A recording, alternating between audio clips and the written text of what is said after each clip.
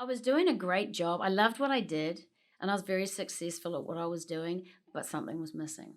Sit back, relax, and get ready to embrace the work hard, smile large vibe. Welcome to the Work Hard, Smile Large podcast. I have my magnificent friend, Shelley Mac, joining me today in the studio.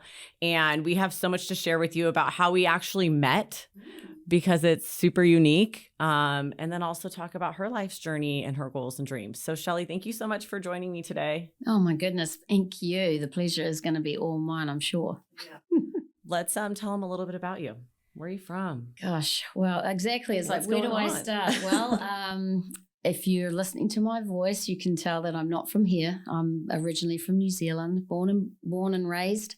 From the moment that I came out of my mother's womb, I've always been a bit of an explorer. So I couldn't wait to get on a plane and travel the rest of the world. So you'll probably find a little bit more out about where I've been and the experiences that I've had. I mean, that's the best part about having our guests fill out their form to be on the podcast with me is that I get to learn so much more about them. What you can put into a few paragraphs that I didn't already know was just, it lit my eyes up. I'm like, I cannot wait to get on camera today. Wow. Oh, good. Well, thank you. Like I said just earlier when we were talking before we started, is that it got me thinking about a few things. You had, just a brief about what we might cover. And these sorts of, podcasts, I love them because it always brings something out and they're good reminders of some things that we've forgotten. Yep, where we came from, because it's so important. Our journey is so important. It molds us, the ups and the downs, the swervy parts, but they do mold us. I mean, I'm here in Austin now, and had my family not relocated, I would not have had the pleasure of meeting you so easily, right? Because we just our frequencies kept passing each other. We're on social media, and as everybody knows, social media kind of targets certain things, and I kept seeing this startup business hit my feed on Instagram. And I'm like, oh my gosh, I love Tulum. I used to travel to the Riviera Maya all the time. And I love her bags. And so I reached out to Shelley after a few times seeing it on my feed. And I'm like, hey, I just moved here. I'm an entrepreneur. You're an entrepreneur. Like, I'd love to meet you for a cup of coffee. Like, literally, that's how we met. I know. And let me tell you, you are amazing like that, how you just reach out to people and you're such a go-getter. And I feel like that was something that I've always lived by. It's like if I want to do something, I go for it. And I'm glad you made that phone call and we instantly just hit it off. It was just so natural.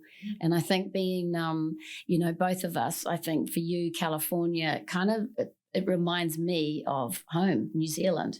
We share the same ocean, the Pacific Ocean, just there were aspects of that we talked about that we miss that we don't necessarily have here in Austin. The sound of the waves, the sand on your feet, all those things that Simple really ground you and, yes. help you find your peace. But we find our peace in other ways here, right? I mean, you find your peace in music. Yes, you do. Oh, absolutely. And I couldn't be in a better place if that's my jam, right? And that what brought me here. That was actually exactly what brought me here. Back in 2010, I was on my way to New Orleans to record an album. And I happened to be passing through Austin to visit a girlfriend. On your way to New Orleans from where, though? Because let's just wind it back a little bit, because there's a few destinations on the map that she could. Yeah, I know. Well, gosh. Well, really, my traveling started when I was very young. I was raised in a blue-collar family, very hardworking parents. In fact, I don't know, they really taught me a lot about if I wanted something, I really had to work hard to get it. Yes.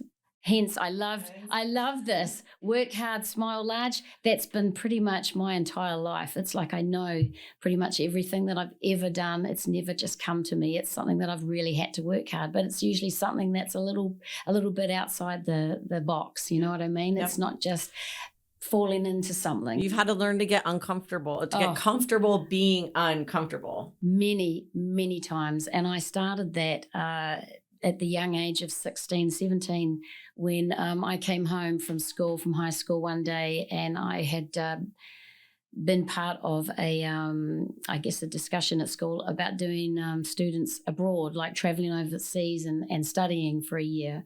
So I went home with this pamphlet and presented that to my parents and said, I really would love to do this. And straight away, my father said, absolutely not. No way. We can't afford to do that. You crazy?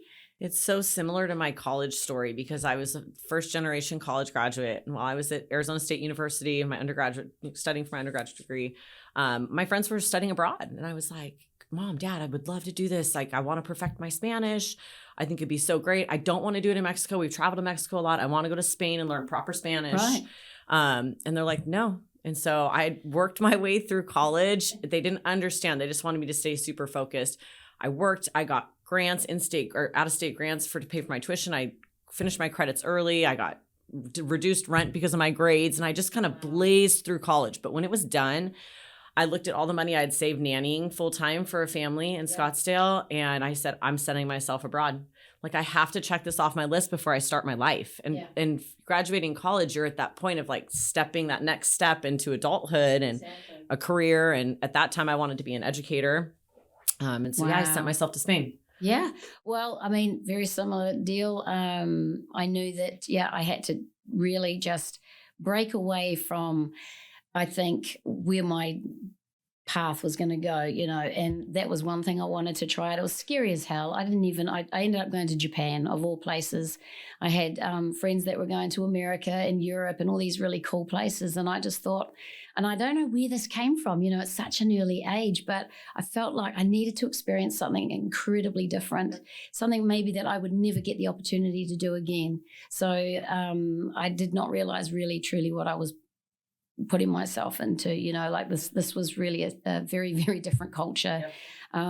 I didn't really know the language. So I started from ground zero, and it took me a good, I would say 6 to 8 months to sort of get a handle on the language. And that's when the penny dropped for me that I needed to forget everything that I had known in New Zealand and to really sort of be accepted by my peers. And for me to really make the most of that time, I had to start acting and really truly immerse myself. And it's not easy, and it's not instantaneous. It's something that you have to really, you got to give it time. You do. And I immersed myself in the Spanish culture, and I gained weight, and I found that water was cheaper than wine, and that's all I could afford. So I was like, wine and tapas, and I'm like, my pants don't button, but I immersed myself in the culture, and I made it last as long as I possibly could because it was fulfilling. I look back at it, and don't you feel like it just made your skin a little thicker, God, yeah, especially at such a young age. Like it was probably one of the hardest and yet the most rewarding years of my entire life. And I worked so hard to get there that, even through some of the real tough times, I had to keep reminding myself of what I actually went through to get there. And, there's a huge lesson in that. Like, because it wasn't easy, like my dad said no. So then I tried to figure out, okay, I'm gonna prove to him that yes, I can do this. Similarly to yourself, I was 17, so I was still in high school. I had 3 jobs. My mum took raffles to her job. I sold all my worldly possessions at that particular time, my little nifty 50 that I was traveling around in. Everything, I made it happen. And so when, it got tough, that was a good reminder, and it kept me on course. And so when I finally did come home, I was really proud of what I had accomplished. Absolutely. Yeah. And it helped prepare you probably for the other journeys that you took in your life. Look, it was just the tip of the iceberg. Like that right there was the beginning of my desire and thirst for adventure. Like, okay, if I can do that, then I really want to go out there and see what else is. So how long were you in Japan for? I was there just a year. Okay. I could have done with being there longer for sure, just because the fact that that the language started to really fall into place. Another year would have been fantastic. But I came home, and rather than go to university, which is where all my friends were, I decided that university wasn't for me. I didn't know if it was for me forever, but I just, at that point in time, I wasn't committed to doing something when I didn't know what I wanted to study. I didn't want to waste that time. Yeah. And coming from, parents who couldn't really afford to do that, I thought, okay, I think maybe I'll just take some time to figure out what I want to do next. So I actually stepped into a job working for a tourism outfit where I was using my Japanese for tourists that were coming to New Zealand. Oh, good. Using it is the best thing when it was you come fantastic. back. Yes. I was this little blonde thing and welcoming all the Japanese off the big buses and then showing them. Actually, it was on a farm and sheep shearing was involved. I wasn't shearing the sheep. Okay. But I was describing what was going on in Japanese, which was a lot of fun. And from there, I then moved into a travel job because that was my thing. I wanted to travel. So that kind of seemed the logical step to take. So I got into travel and then had the opportunity to move to Scotland. My Celtic roots were calling and I went and lived there in Glasgow, was there for a couple of years. And during that time, I got to then visit a lot of countries in Europe and in the United Kingdom. So that was an amazing time. I did not want to come home from that. And then you returned back after 2 years. I did. I returned back to New Zealand. And that's the thing. I come home. I miss home. I love to be, it's not like I wanted to leave my family, but I just had this thirst for experiencing all these cultures and people. And part of my growing up was I wanted to figure out myself. I had to go lose myself to find myself. Which is, if that makes sense. Truly most valuable lesson. Exactly. And get out of my comfort zone many times. I mean, that was just another time in my life where, it was uncomfortable, but really I had so much fun. And then you make so many friendships and you meet so many people from around the world. When you talk about going to different cultures, I think that for me helped prepare me for business because I did not go to college and study business. And I wasn't brought up being taught entrepreneurship. And I feel like getting comfortable, like meeting people from all over the world and hearing about their history and their culture and them sharing their traditions with you just made me so much more open and more confident in who we are and like what I brought to the table and what my culture had to offer and what my traditions were and stuff like that. And I think those travel friendships and relationships really helped with me with business and business relationships. And oh, absolutely. And I still am friends with a lot of those people today. And that's like 30 plus years ago. Oh my gosh. And I laugh because I'm not. I mean, I am. Some of us are still connected, but I go, oh my gosh, when I graduated college, we weren't even emailing our friends and there was no social media. And I'm not that old. I'm really not. But like that would have been so much more magnificent to stay in touch with people with social media or email, and that I don't have those contacts for those people. Some of them I do. Yeah. Not as many as I would like. We did not have, I didn't have a cell phone. I didn't even have an email address when I was living in Japan. So it was a phone call maybe 2 or 3 times like a during calling the whole card time. But it was letter writing. My parents wrote letters. And so when I was in Scotland, same sort of thing. But then Facebook was introduced, and that was after I had left Scotland. So we kind of found each other through Facebook and pretty amazing. Technology, how that was able to bring all the, people from your past back into your life and then go visit, when you're back in their neck of the woods. Yeah. Or when they come to, the United States, they get to come pass through and see you. It's just, reconnect. Yep. So Scotland was an amazing experience. And then I had to travel back to New Zealand. And of course, I didn't want to just go straight home. I thought, right, where am I going to travel through on my way back?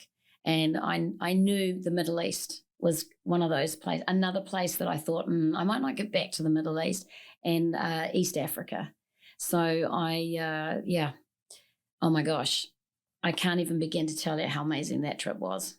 Like probably scary as hell. Like passing through on your way back trip or like spent a significant amount of time? Spent 3 months just going through some of the most important parts of like Israel, Jordan, then finally got to Cairo and just seeing all that history and heading out into the Mount Sinai, climbing Mount Sinai to where apparently the first Bible still exists today at 3:00 in the morning, watching the sunrise and doing some of those things that, once you start your family and stuff, you're never really going to get back there to do. I was traveling through those parts, those very remote parts where it was a scary time too. There was a lot of unrest. East Africa, I was on the border of Zaire and Uganda, and we traveled past these places where there'd been camps, like refugee camps and what have you, where people and children, oh my God, it was just horrible to see. But again, part of my journey and my learning was just how the other world lives. And I have to say that really changed me a lot, thinking about how the Western world lives, and just we get on that rat race and trying to succeed and all this, that the materialistic things in and the life. gratitude for our comfort and our safety. Exactly. Nowhere is perfect. Everybody tries, but I think being grateful for safety and Yes. Take it all for granted, right? Mm-hmm. So when I got back from that trip and finally got home for Christmas, my parents didn't know I was on my way home. Again, we didn't communicate via technology. We literally, it was a letter or postcard. When you're on the road kind of moving like that, you're not writing letters because they can't return them. Yeah. My mum, I put Mum through hell, I think. Oh my gosh, if my son does that to me, I'm never going to forgive him, but I am going to encourage it at the same time. You'll be right along his side. Yeah. Just make sure you keep me. We're lucky because we have the technology. I know that he'll always be able to reach out to me no matter where he is or what's going on. But I do, my mum, poor thing, devastated her when I wanted to leave home at the tender age of 17, and it just never really stopped from there. Poor thing. So you made your way back, and travel was a big part of your life. But then when did music really start infiltrating? Well, I music didn't really hit straight away. In fact, so the whole going back to school. So I didn't know what I wanted to do if I wanted to go back to school. And I think my traveling and stuff, I felt like maybe I needed to go back to school for a little bit. So I put myself through university at the age of 25. So now I'm an adult student. I'm considered an adult student. And I did that for 3.5 years. I did a Bachelor of Arts degree and majored in political science and Japanese language. So I took that even further, thinking, I might actually now get into the world of exporting. So I fell into a job with a New Zealand exporting agency and started to have some great success with that. I am amazed because we're sitting here talking about Tulum to you in the last couple of weeks, which we'll get her to introduce Tulum to you pretty soon here. And you're like, yeah, now I'm exporting to New Zealand. And I'm going like, wow, how did she learn all that stuff? But you were doing that at a young age, and you're reintroducing that to yourself now with your brand Tulum to you. It's kind of gone full circle. It's interesting because I wasn't the person exporting. I was helping others, New Zealanders, to figure out how to export. One of the countries, Japan, of course, which was great because I was that person that was, communicating with some of these trade development officers that were, based out of Japan. So I was doing a great job. I loved what I did, and I was very successful at what I was doing, but something was missing. Something really, really significant was missing, and I really couldn't put my finger on it to begin with. And it wasn't until I actually took another little trip to visit my brother, who had moved actually to New Orleans, and his life was there now with his family. And I hadn't seen my brother in a long time. And that's not a little trip. Going from New Zealand to New Orleans is not a little trip. It's not a little trip, but to me that was. That's a big trip. That was not a little, yeah, exactly. It is a big trip, yeah. The flight time and everything. But I went and visited my brother, and he took me to see this amazing jazz and all this gorgeous live music that you see out of New Orleans. And it was like I got hit by lightning. It was just, I had this epiphany of, oh my gosh, I'm really missing music in my life. Now, let's just rewind, actually, go back to before I was bit by the travel bug and everything. I actually was into music from a very young age. I sang in choirs, I did musicals, I did all of that. And I had a voice, and I was told I had talent and I should maybe, pursue that. But I really didn't have the belief in myself at that time. So I reached a sort of stage in my life where I developed stage fright and thought maybe this isn't my thing. So, I then pivoted and did the whole traveling and did that. But lo and behold, it definitely was something that was inside me all this time. And New Orleans would bring that out of somebody. It totally did. To the point that it really disturbed me. I came home from that trip and I suddenly looked at my life at that particular time and what I was doing and, making great money, had just built a beautiful home. I had all the material things, but I wasn't fulfilled. And I couldn't, when you just can't figure out what is it that's actually missing. And there started this, I embarked on a journey of getting myself, first of all, a life coach. And she helped me to really kind of peel back the layers. And really one of the very first questions she asked me was, so if you could like turn back the clock and do something that you always wanted to do, what would that be? And I laughed. I said, well, and now I'm like 29. Be in a band, sing in a band. Would have loved to have done something like that when I was younger, but I've missed the boat. She said, you haven't? If you could really like focus on something for the next little while, why don't we explore that? Let's look at what it would take for you to maybe get out there and sing. So what would that look like? And so from there, we just started setting these goals. And I think I started with her in January of that year. And she made me pick a date in the future of that year. She said, let's pick a date. You set your vision. Yep. I set my vision I said, okay, so I'm going to audition for a band. October 1st is my birthday. Let's just pick that date. Let's do that. I'm going to turn 29. Let's do that. So from there, we then worked on the steps it would take to get to that moment. So the first thing I then had to do was engage a vocal coach. And so I worked with her, and I kid you not, on the 1st of October, the very day, just so happened to be an audition for a band, the Vipers, they were called. And I auditioned and I got the gig. And the next moment, I'm basically thrusting myself out onto a different stage. Yeah, and we'll talk about dates because I have a friend, Tiffany. She'll come on a future episode, and she makes me set dates. And she's been a very successful entrepreneur, and she's had fabulous businesses. And she talks to my husband and I when we're hanging out in social settings and stuff. And she made my husband pick a date.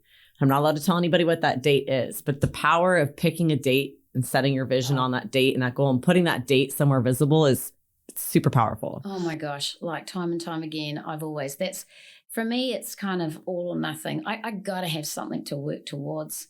I really need that to anchor me and go, right, I'm committed. Right, this is it. There's no room for fail if I know that I've given myself that time to, because preparation too.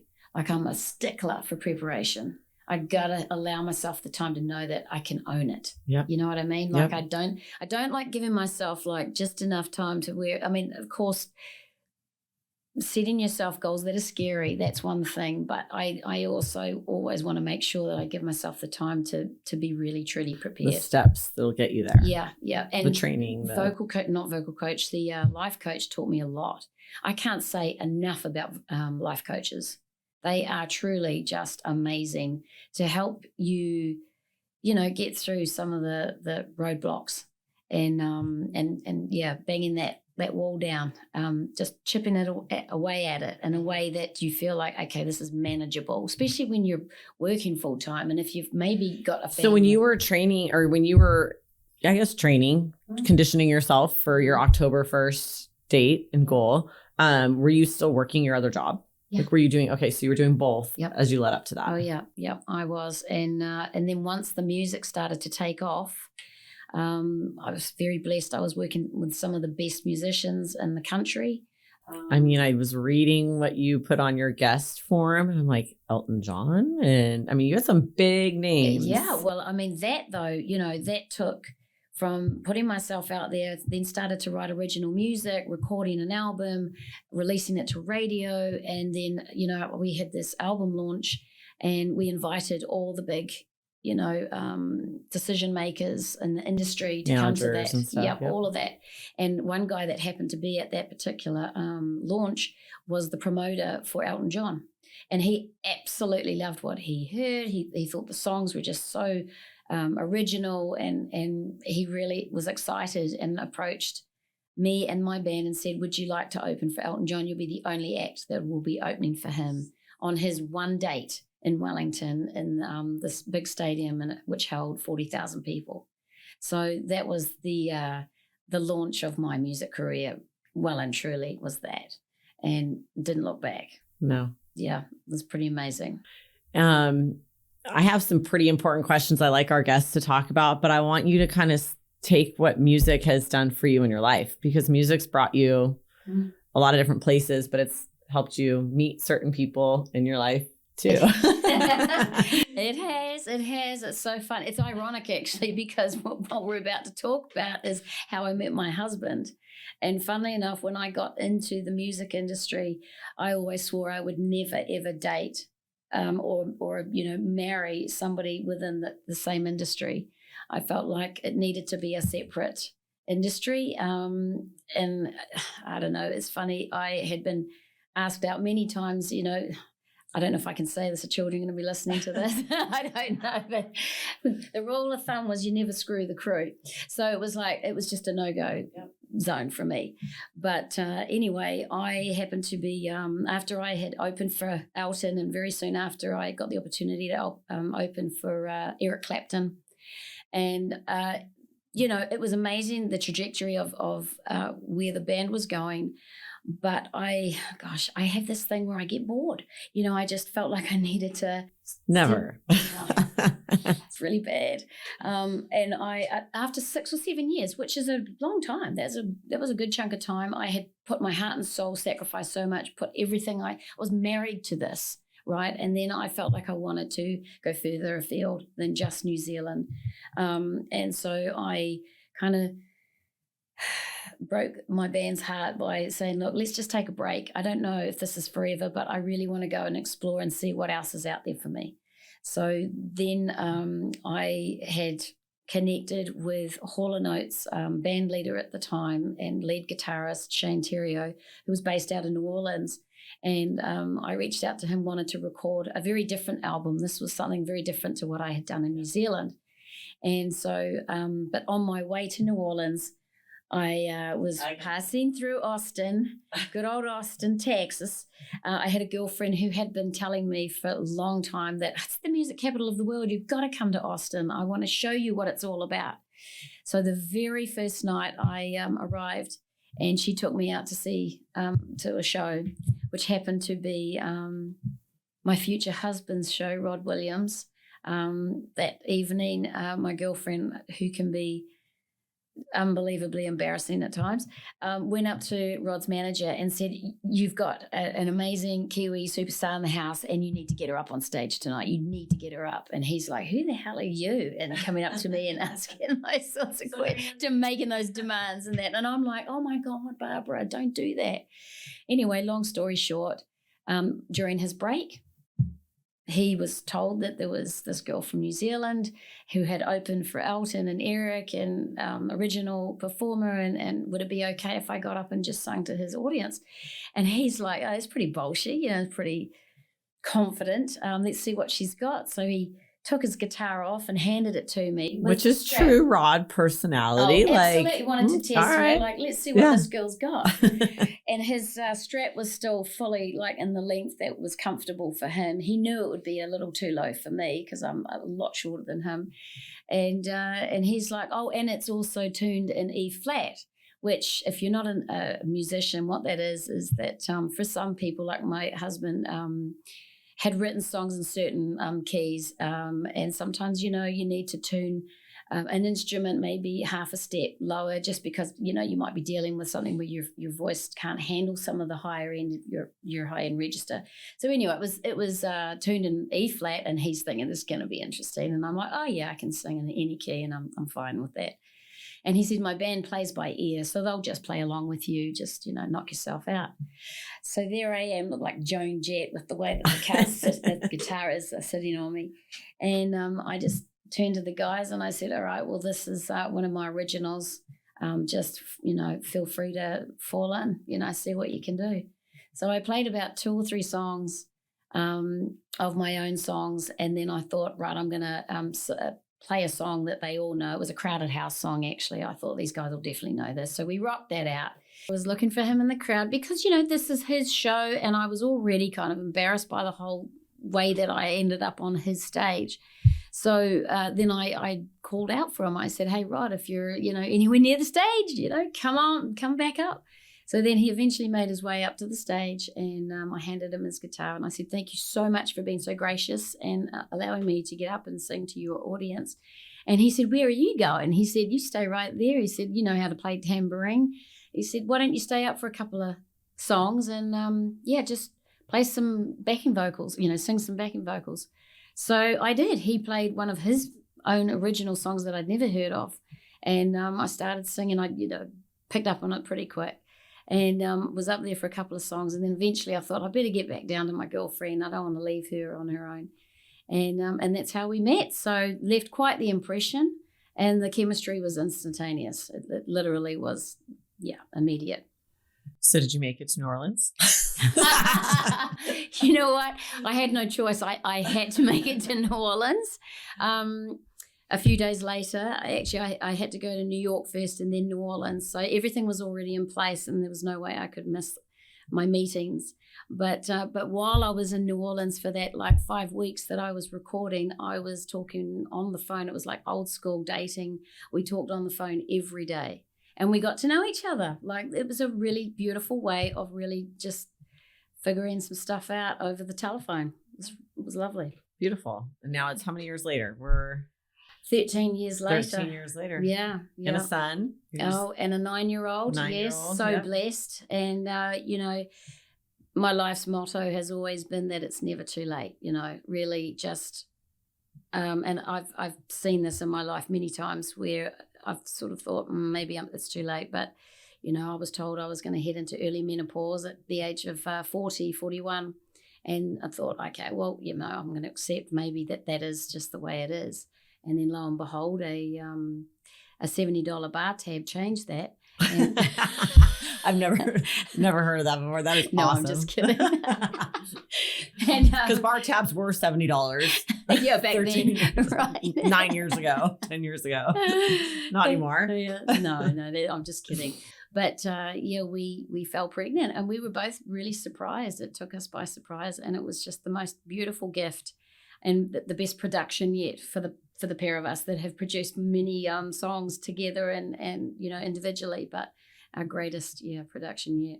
It's never too late. I love that motto. It's and that's never one of the things that I want to just have all of our guests share, because everybody has something that you believe in or that you say to yourselves or that you've experienced that carries with you on a daily basis, like a mantra or anything like that. So oh my gosh, never yeah. too late. I mean, I have been really faced with that. I think about when I went back to school as some people would go, oh, I'm too old for that, but no, I did it. With the music industry, let me tell you, I was faced with a lot of you're too old. Mm-hmm. You're especially for the music industry. I mean, you're kidding me? You're now launching at 30, 31. Nah, that's like when people are starting to, I think, are actually heading into their prime. Yeah. In fact, still a long way, a lot of storytelling to be told. Well, I think life, you really don't grow into yourself. And I say for women, it's, for females, it's about 25. Once you really know what your trajectory is going to be and what path you want to take, because you've experienced everything up to 25. Yeah. And I honestly, in my opinion and my experience, I have a ton of male friends and I don't think men really know that until they're almost 35. Right. I think that's when they truly settle into their comfortable skin and, you know what I mean, are able to skip or run or jog along their life's path too. Yeah. It's just how life is. It's how we mature. Yeah. What experiences we let in, what experiences we take advantage of. Exactly. And I think also just the nature of where I had been and the things that I chose was just a little bit off the beaten track that I never even thought about when family was going to even come into the picture, if at all. When I did fall pregnant, I know my mum was completely shocked and said, I didn't honestly think that you would ever become a mum. And now I can't imagine my life without my son. I mean, oh my gosh, everything has changed so much so. I mean, just profoundly changed. And I'm so and you share all grateful. With him. You share your music with him. He's with you on your Friday night gigs. And, yes. I wanted to instill, how hard it is too. The music industry is really, really tough. It's not for the faint-hearted at all. It can. In front of people. Oh yeah, and he's such a natural. He's got a voice for sure, and we have nurtured that. But really, at the end of the day, he's just got his dad's personality. Thank you, Jesus, because Rod is a bright light. He loves people. He's interested in people. You know what I mean? So he makes friends so quickly, and Jesse is a lot like that too. Thank goodness.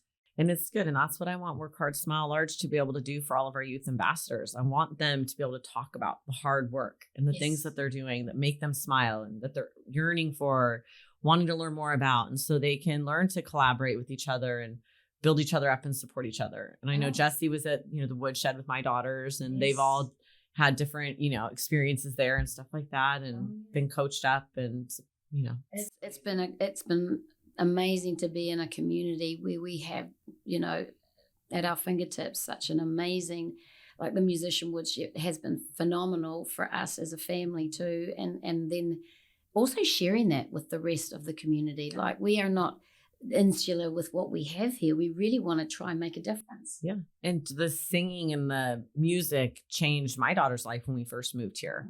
So Luelle was, going to fifth grade, and she had to leave her close little group of friends, and we were relocating as a family, and this was our life adventure. And when I saw the sign pulling out of a Target parking lot, I'm like, oh my gosh, they have a camp. Let's try that, and what that led to with her going into vocal lessons and wanting to sing, and then taking her shyness and really having to overcome that and be in front of a crowd, and then meeting you and knowing that your son was there, with his music and stuff. It really was a connector for us, that having that music and having the woodshed. And I would have never thought one little summer camp was going to lead to us, my daughter, overcoming a lot of stuff and finding herself and building her confidence. And music is so powerful like that. Like, I'm actually I'm mentoring a girl right now who has the most amazing voice. Like, she's got it.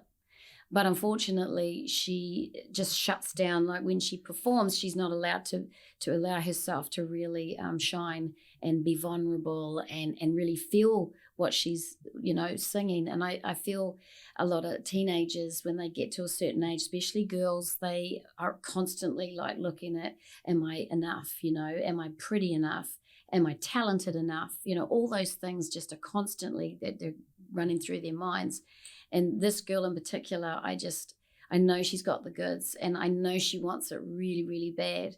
And that's the wonderful thing about, the industry that I have been in. It was not easy. I had to walk through a lot of just, you have to put yourself in those rejection. Yeah. I mean, a lot of it. I mean, gosh.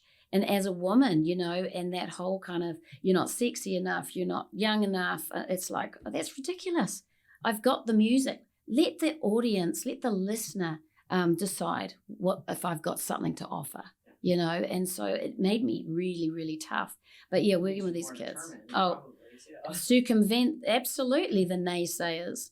In fact, in some ways, I'm glad that happened, because, I was literally on the verge of getting a major record deal with EMI in New Zealand. And I just don't know if that had happened, I would have lost control over the creative side and maybe, really my destiny of where I was going to end up, and meeting my husband and having my child. Yeah. Exactly. So I'm so grateful. Yeah, things happen for a reason. And that's awesome. Yeah.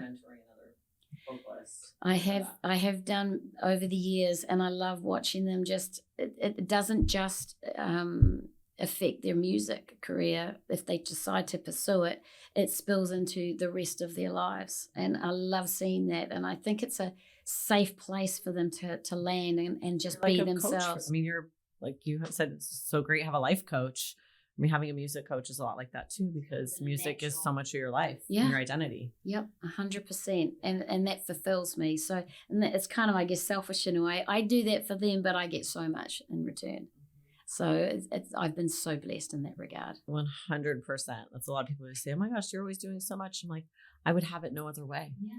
Like, it fills my cup just as much. Yeah, I know. You learn so much from other people. From the day we met and the things that you told me that you had done and were doing, and I'm just like, oh my God, you're such a bright light. We both did that. We had, like a little power date over coffee. And we did. It's like 2 or 3 hours later, I'm like, wow. So much. I'm like, I have to go now. I have meetings. And the clock was just running. And we both have kept reaching for our goals. And we both set goals and talked about visions and these dreams that we had about our brands and what we wanted to do. And you're doing it. And I mean, I'm doing it. Like, Work Hard, Smile Large podcast was something that I was wanting to do. I know. And you talked Work about Hard, Smile Large was just starting. I really hadn't even put a logo to it. Mm-hmm. And we're about a year now. And It's helped my daughter significantly, which was the main reason why we had to get our life's motto out into the world. And it's helped my friends. And yes, we did vision mapping this year, and you're on a journey. So like,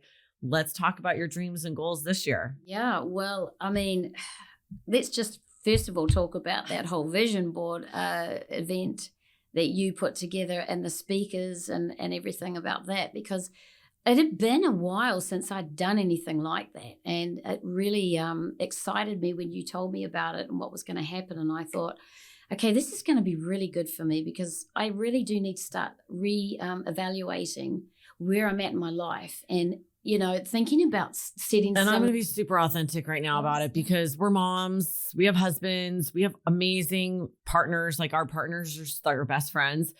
And we give so much to our children. We give so much to our music and our husbands and do stuff. And sometimes you're like, I need to find my thing again, whether it's exercising, you have a fitness routine or a hobby or anything. Like, you kind of have to reground yourself on what you're working towards, because you're constantly wanting to work towards and help others, like your family, reach their goals too. So I think it was one of those points where you're like, I launched Tulum to you, I'm doing all this stuff, but like we were. Oh, absolutely. And, the thing that that struck me with doing that is like last year was really one of the hardest years of my life, to be fair. And I was struggling. I had kind of hit, a point in my life. My father passed away suddenly, and that just shook my entire world, like really made me stop. And my desire and passion for what I was in the middle of doing with my business, Tulum to You, like I was just firing all cylinders and I was throwing everything at it, to the point though that the work-life balance was a little out of kilter. Like I was just work. And then that just completely derailed really what I was, why am I doing this? Like looking back on my life and what I had accomplished and where I was at and where I wanted to be. And I think when the whole vision boarding on January 31st. It was January 31st, that's right. And I listened to the speakers about risk taking, like I'd forgotten a little bit about, putting myself back out there again and doing the scary stuff. Just also, oh my gosh, there was one particular woman who shared her story of losing her son last year in September. And that just, oh my God, I was just tearing up the entire time when she spoke. I couldn't believe she could even get through and talking about that. For other children and what the community, like the power of purpose. This beautiful, her beautiful son, and continuing on his legacy. And I guess through being able to do that helped her to cope and heal and, just get out of bed every day. And that struck me then. My sadness that I was going, my real grief that I was going through with my father, and then experiencing this woman and what she had lost, I thought, okay, Shelley, I need to get a grip. I know I can get through this, and I know there's just some changes I need to make and reevaluate, what those are. And so I made a commitment to myself, and some of the goals, some of those things with the vision was that I needed to get back in touch with my spiritual self. And so luckily enough, a yoga studio opened literally 5 minutes from where, I just love how the universe works, opened literally 5 minutes from where I live. I can walk there. And so I decided that I wanted to do a daily yoga practice where I could get in touch with my spiritual side, get grounded, and be still and switch off. And that 1 hour of power, I call it my hour of power, where it's just been internalizing and just being present. And oh my God, I won't let anything encroach on that time. It's like setting up a meeting, that you got to have in order for your business to work, or it's that appointment for your car to get fixed so that it continues to run. I find that is actually the one thing that is I have to do it. It's because it's mental as well as it is physical and emotional. So that was one commitment. The other thing that I really decided, which was huge, was I decided I didn't want to drink alcohol. I wanted to cut alcohol completely out of my life, and I felt like it kind of just didn't serve me, like I wanted see what it felt like to not drink and see what energy came from that. And I can tell you right now, I'm nearly 3 months into it and I feel amazing. I feel like it's made a huge difference in my energy and my focus. Being heavily in menopause, 51-year-old, we have to take better care of ourselves. I'm not that 20-something-year-old that can just go out there and do all the socializing and commit to all those tweaking things. your diet, tweaking your workout, tweaking your supplements, sometimes just taking things away. Yes. And I felt that was something that would be an interesting exercise, and I can already say that I have absolutely no desire really to go back to introducing alcohol again. I may do it down the road, but for right now, it's working really well for me. So I highly recommend it if it's something different, if it actually feels big. like it's... big goals, definitely. It's a self-care every day. Yeah. So a lot of that, number one, it had to, because if I'm not really taking care of myself, I'm just no use to anybody. You can't serve the people you love. We're servant leaders, servant lovers, you know what I mean? You just have to recharge. Exactly. So now that I'm a little further down the track with that, I feel like I've got my what's next for your dream? What's next for your goals this year? Because I know you have them on your map. Absolutely. And that's the hardest part about leading my vision mapping event that I did this year, because I've done it for so many years with my team and my family and friends, and making it a big nationwide virtual, actually throughout the country. We had three countries. People tuned in from 3 different countries that day live. I know. It was amazing. But yeah, I don't get to see everybody's vision map. And I always put out there, send me a picture or share something. And right. I just love seeing it because they're all so unique and so special. And you're in the office right now today, and I have all my previous year's vision maps in my office, and I check back on them and just look at them because they're a part of my history. Yes.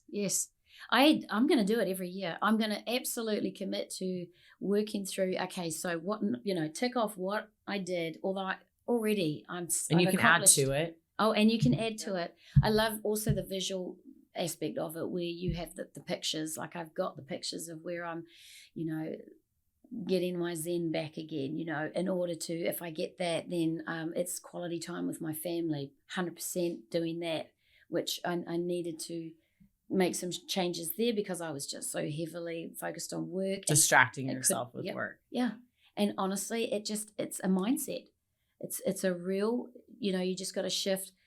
There's only so many hours in the day and the week, right? And not all of them have to be committed to paying the bills and feeling like, I've got to grow this way with the business. I feel like, look, Shelley, I got to slow down. And that's another thing, slowing down and breathing. Yeah. It's because I came out of my mother's womb in a hurry. Mum said, from the moment you appeared, you've always been in a hurry. You couldn't wait to obviously get on that plane and explore. And just with everything, it's always has to be done yesterday. It's like if I don't get it done, if it's not been taken off my list on the day, I feel like I failed. It's kind of to the point of... And you accomplish more by sitting and breathing and taking yourself in. There's so much more to go. Reprioritizing. Yeah. So are you time blocking Tulum to you and your focus on your business? Is it time blocked now daily? Just some entrepreneurial tips? Absolutely. Okay. Yeah. Because you do feel like you've been pulled in so many different directions, and how effective are you really being in all of those different areas in your life? And I just felt like, okay, if I really want to feel like I'm being successful and I'm enjoying it, you got to bring the fun back into it. And that's one thing that you are huge about, is it's got to be fun. And if you remove that, it just becomes work. It's hard slog. And then you start to resent that you're missing out on this. And then it's just, so it really is, you got to prioritize, how much time do I need to take care of the vessel and the mind and the body? Then it's, okay, now I feel good enough. I've got the energy to focus on the work. How much work is, necessary in one given day to then allow myself to be completely present with what's really the most important thing of all. I'm doing all of this, really, from my family. You're raising one of our future children. Absolutely. That's going to be a part of this world. So and, he's 9, he'll be 19 going to college before I know it. And I don't want to be one of those mums that looks back and goes, And I just readjusted too. Like I had to readjust recently because through our transition and Matt and I being entrepreneurs and both being so driven and calling this our adventure and making the kids a part of everything we were doing, I was making them a part of everything I was doing too often. So we reset what we're doing as well. Like when I come home, I'm not working with them anymore. Or if I do, I step out and Matt's there, and we're not juggling it as much as we were, because even though it was okay and it worked for us, it wasn't truly working. If I sat back and looked at my day, it wasn't working because I wasn't present while they were there sitting, cooking next to me, or the 45 minutes sitting at the dinner table, because we set the dinner table every night and sit and eat dinner together when I'm cooking at home. That wasn't enough time. Yeah. Like they still wanted more conversation from me and stuff. Oh, absolutely. And that's. And I read those signals. Mm-hmm. Yeah. Jesse's like that 100%. In fact, he now knows. He's like, Mum, get off the phone, or can you step away? Like he knows, he removes me from whatever I'm doing. He's like, let's move into the next room, or let's go outside, or he's pretty smart. Like he's so intuitive, and he really, I guess he's learned a lot by seeing what doesn't work and now what's working, and he loves what's happening now. You're working through it and getting stronger together. Absolutely. Yeah. Because I know you're sharing your vision map with him, and I know you're sharing your goals with him. And that was really the whole purpose this year of kind of doing it more publicly. I want Work Hard, Smile Large, and what I've done to help me get to where I'm at in my life be shared with other people, because I've been vision mapping and it's helped me, and anyone that's participated in it with me, it's helped them. I don't even think I've gotten your letter. You're supposed to write a letter to yourself. Do you know what? I never sent it. No, you need to give it to me. Okay. I'm going to get it from you. It's another reason for us to get together. Yes. Oh, I always need a reason. No. But I wanted to do a youth vision mapping event. Mm-hmm. And so you'll see on our YouTube channel, we have the full youth vision mapping this year, but I want them to be able to do that for themselves. Like I'm doing my daughters a disservice by showing them what my goals are and everything that I'm reaching for and what I'm working on, because they too need to be working on themselves. Absolutely. You know? And it's never too never too early. early. Yeah. Never too early. I agree. And in fact, I really will make sure that Jesse's going to be a part of the next one that you do with the kids, because I know he will relish in that environment and learning, but also maybe I think cheering. he would even benefit from watching it on our Work Hard, Smile Large YouTube channel, because we had youth come and speak to, our kids, and it was powerful seeing others get up and speak in front of, they had the same anxiety and fears and, stories to tell, where they're like, well, what else? Public speaking is hard. Oh, it is. Let alone public speaking to a bunch of kids and adults. But you're amazing at it. I'm not great at it. I can't wait for next year to have, some more youth ambassadors lead our vision mapping and be key speakers and talk to our even larger community, because we're adding youth ambassadors every single day, and we're going to. Oh man, I think it's great that you're setting up this platform for these kids to really go and shine and maybe work on be influenced by the right things, right? Yeah. Like we're not perfect. We're authentic humans. Like we are doing the best we can do, but they need to learn from us. We don't need to wait until they're adults to learn how to do these things and how to set a goal or to collaborate with one another or to get their friends together to talk about something and network about it. It's not gossip. There's a way to do those things productively and, a positive message too. I think with Jesse, the one thing that I hope I'm able to impart is for how he can survive without me. I want him to learn just the basic life skills. I know school does what the education takes care of one aspect of what's important, but certainly at home, I don't want to do it all for him. Not a lot of school is applicable to real life. So you've got to give the real life component for sure. Exactly. We're lacking. And we'll get to that. There's going to be some pretty powerful guest speakers that come on in the future that are going to be talking a lot about our education system and what they're doing. Right.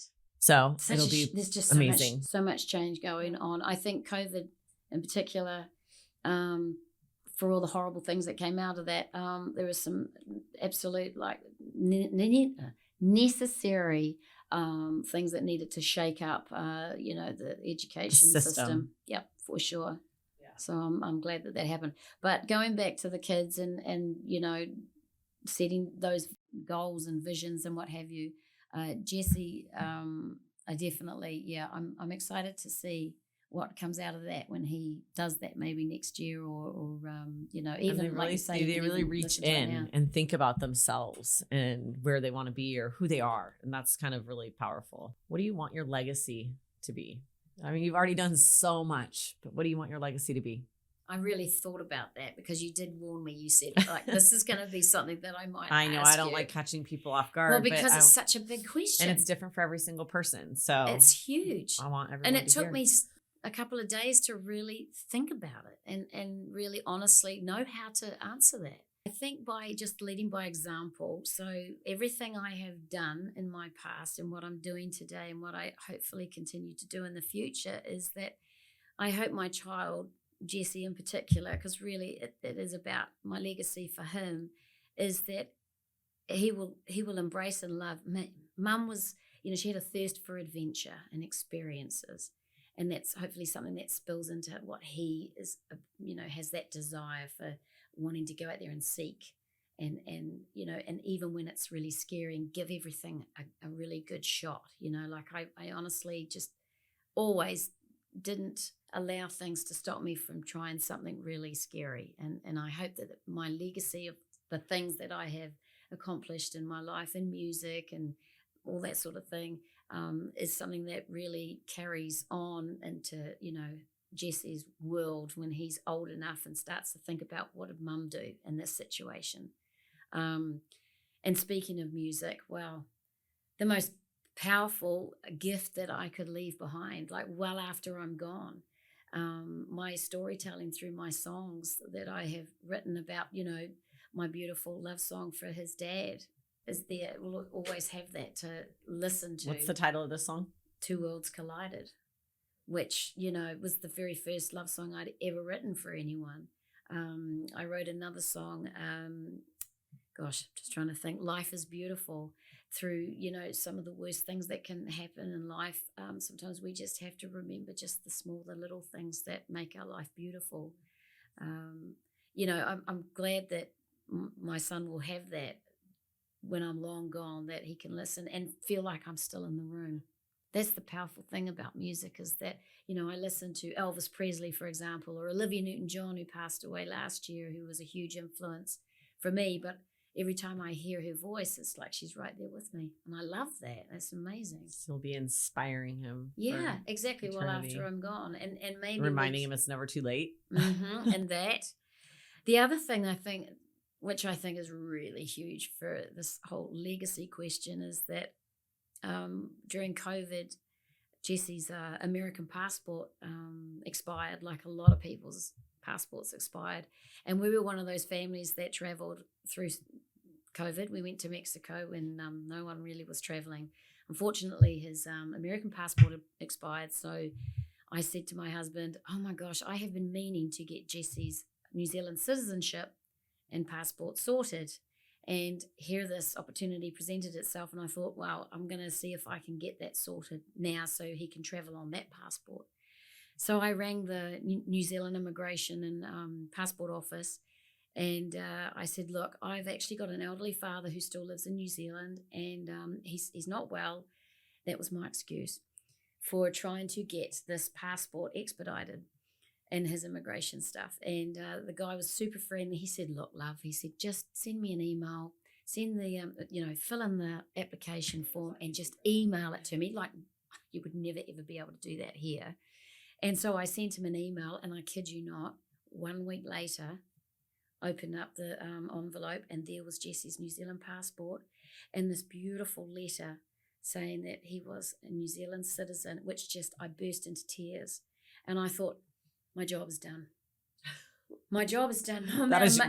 No amount of money. Her legacy. No amount of money could buy this. Like this, literally, if he wanted to study, work, raise a family in New Zealand, he has that opportunity. If he wants to work in Britain for a couple of years on his big overseas experience, New Zealand passport holders can do that.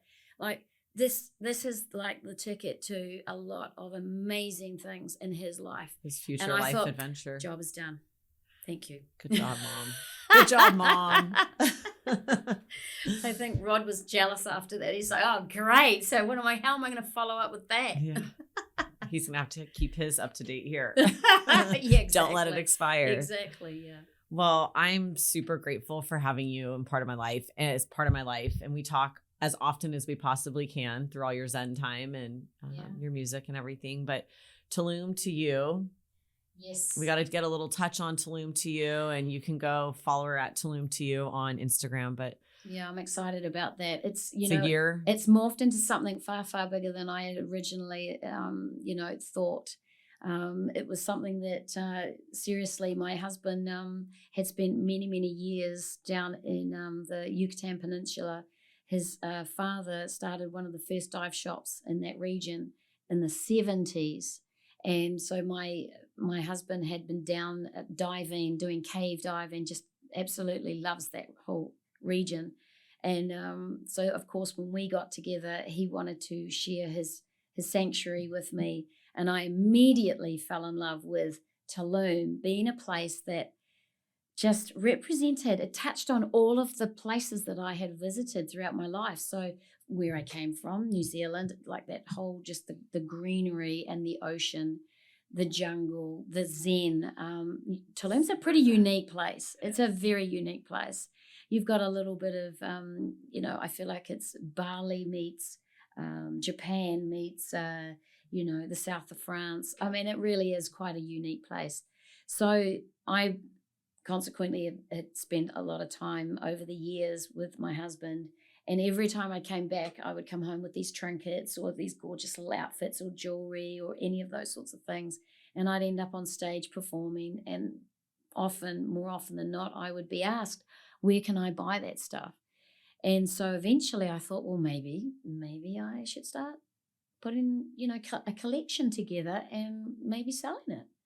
And so with talking with various friends over a couple of years, I finally had one particular friend, Paulina, who had started her own beautiful business 6 years ago now, making these amazing recycled bags. Huge, super modern, monochromatic. Oh, all that. Yeah, absolutely. Beautiful. And the thing that I've actually seen down in Tulum too, unfortunately, is that a lot of the plastic ends up in the ocean, and so all the marine life's been affected. So you've got turtles and stuff that are coming out, and they've got plastic, all through their entire. It's just horrible to see. So my beautiful friend said, Shelley, I'm sick of hearing about it. Just do it. Oh, but I can help you. I'm like, okay, so what does that mean? She said, design what you want. Let's get together. Let's design your beautiful bags. And we talked about my travels and where I came from, and that's how that was born. And so the pattern on the bags really reminds me of where I come from, which the culture there, we've got the Maoris, the indigenous people that were there before we became New Zealand, and the pattern on the bag reminds me of the woven bags that were made out of flax, which is like a plant. Yeah, the leaves, like the flaxseed plants. Yep, long skinny leaves. So I thought, if it reminds me of where I'm from, it's a good starting place. So we introduced that, and that was just 17 months ago now that I launched that, and it's gone from being bags into cover-ups. Tote bags, yeah. I'm doing room sprays and perfumes. I'm doing hats. It's just, really morphed into something far bigger than I had. All her favorite things. All my favorite things. Anybody else can get. Yes. And I'm a walking, talking billboard. Yeah. I'm wearing my thing. I smell nice. I mean, it's like I just want for all of it really to be an experience. It's like with the music, when you hear the music, if you go to Tulum to you, it's not just about what I'm selling. It's also about, the sounds that you would hear from down there. So I've put a playlist together. I love that I can bring all my worlds together in this one place. You just Tulum to you brings all your worlds together. It really, really does. Yeah. Absolutely. So and she's at the markets, and she's scooting around. I am, and talking to more people, meeting more people in the community. Yeah, love that. Sharing. And now I'm going to be exporting back to my homeland. So looking at exporting to New Zealand, Australia, probably coming up through Southeast Asia and the UK. So this is just the beginning. I'm so excited to at least have gotten to a place where I'm just laying that foundation down, and it's coming from a very authentic, genuine place, you Absolutely. know. Yeah. So you're working with people different. that you enjoy. I love it. Yep. Love it. So Yeah. I know you do that too. Yeah. Well, thank you for joining me. I'm always learned so much from you, and I learned a little bit more about your music career and how your travels have gotten you here in your beautiful place with your beautiful family. But stay tuned for more episodes of our Work Hard, Smile Large podcast. You can find Shelley at Tulum to You on Instagram or at Shelley Mac Official. Yes, we're I'll all put my that one up beautiful there, music. too, You might even hear something after we wrap up. We'll play some of her music here. But if you'd like to be a guest on a future podcast episode, please, you can email us at workhardsmilelarge@gmail.com, or you can go to our Instagram, workhardsmilelarge, and go to the link tree in the bio, and we'll have our guest form there. I love connecting and hearing everybody's stories. Don't forget to turn your notifications on. We always post our events on our social media as well. And we have a website, www.workhardsmilelarge.com. Thank you so much for joining me. Thank you. So happy to have Work So Hard, Smile much Large out in fun. the world in a podcast. Yay, I love it. Yeah. I can't wait to hear everybody else's stories. It's going to be wonderful. And we always close out, work hard. Smile large. See ya.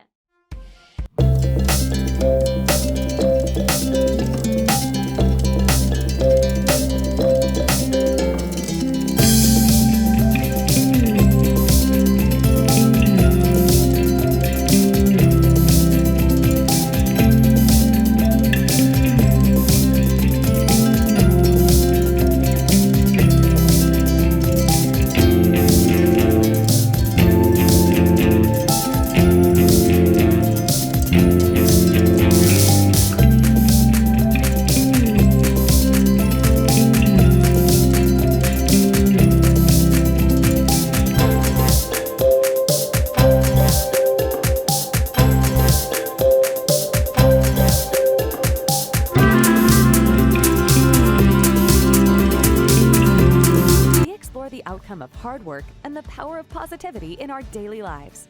In each episode, we'll delve into the benefits of positive mindsets, hear inspiring stories, and provide tips for cultivating smiles all around us, highlighting healthy habits and living a full life while giving focus to various lifestyles that shine bright in this world. Help spread Work Hard, Smile Large in your community by coming together, pouring into others, and inspiring the youth to become WHSL ambassadors too. Sit back, relax, and get ready to embrace the Work Hard, Smile Large vibe.